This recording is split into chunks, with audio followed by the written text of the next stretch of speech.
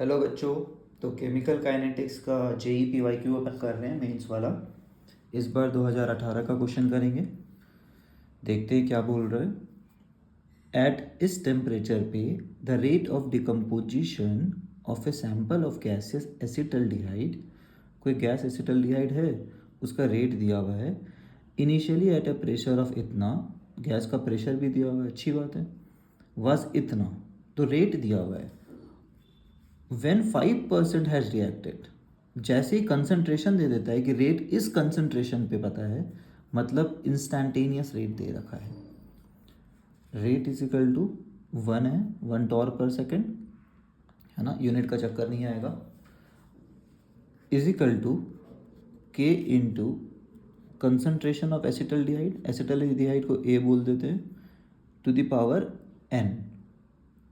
ठीक है, समझ आ रहा है? क्योंकि एन पावर, क्योंकि हमें पता ही नहीं है ऑर्डर क्या है, यही तो निकालना है, ऑर्डर ऑफ द रिएक्शन क्या है। लेकिन अगर किसी पार्टिकुलर कंसंट्रेशन पे देता है तो हम लोग बोलते हैं कि भाई ये क्या है, इंस्टैंटेनियस रिएक्ट। 5% रिएक्ट होना मतलब क्या होता है, कंसंट्रेशन कितना रह गया है ए का, कंसंट्रेशन ऑफ ए अगर 5% रिएक्ट हो गया है ना, तो अभी कंसंट्रेशन कितना है। अगर मान लेते हैं शुरू में एक्स था तो 5% रिएक्ट हो गया है, तो 95% बचा। 100 minus 5, 95% of X which is equal to 0.95x। तो यहाँ पे आप लिख सकते हो रेट क्या है आपका 1, इक्वेशन आ गया k into 0.95x whole to the power n, ये अपना हो गया इक्वेशन नंबर 1। ठीक है, सिमिलरली केस 2 भी दिया हुआ है। इतना टॉर है रेट व्हेन 33% हैज़ रिएक्टेड। तो देखिए दो रेट जब भी दिया है तो समझ जाना है कि इंस्टैंटेनियस रेट है। 33% रिएक्ट होना मतलब कितना बचा है, x माइनस 33% ऑफ x, इतना बचा है।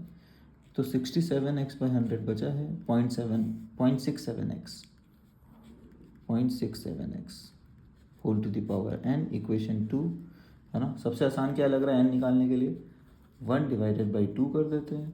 1/0.5 आएगा यहाँ पे, 0.5 जो कि होता है 2, तो इक्वल टू 2 आ गया LHS में। के कट गया है ना, और ब्रैकेट वाले सारे एक साथ कंबाइन हो सकते हैं क्योंकि पावर सेम है। तो 0.95x by 0.67x, x cut गया, पॉइंट कट जाएगा, दोनों में 2 डिजिट के पहले है। 95/67 आया। अब देखो ये देखने में बड़ा खतरनाक लग रहा है, या तो आप वैल्यू पुट कर लो है ना।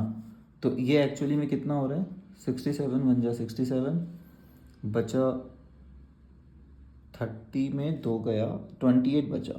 ठीक है, तो एक्चुअली 280 हो जाएगा, पॉइंट लगा देते हैं। तो 6 4 जा 24, तो 1.4 आ रहा है to the power n is equal to 2। ठीक है, एटलीस्ट ये समझ में आ रहा है 1.4 रूट 2 होता है क्या रूट 2। तो यहाँ पे आपको मैनिपुलेशन सीखना पड़ेगा कि 1.4 को और क्या लिख सकते हैं 2 के टर्म्स में, रूट 2। पावर n पहले से था, तो बचपन वाला मैथ्स, ये रूट 2 मतलब क्या होता है, टू द पावर हाफ, तो 2 टू द पावर n/2। ठीक है, base are same, power will be equated.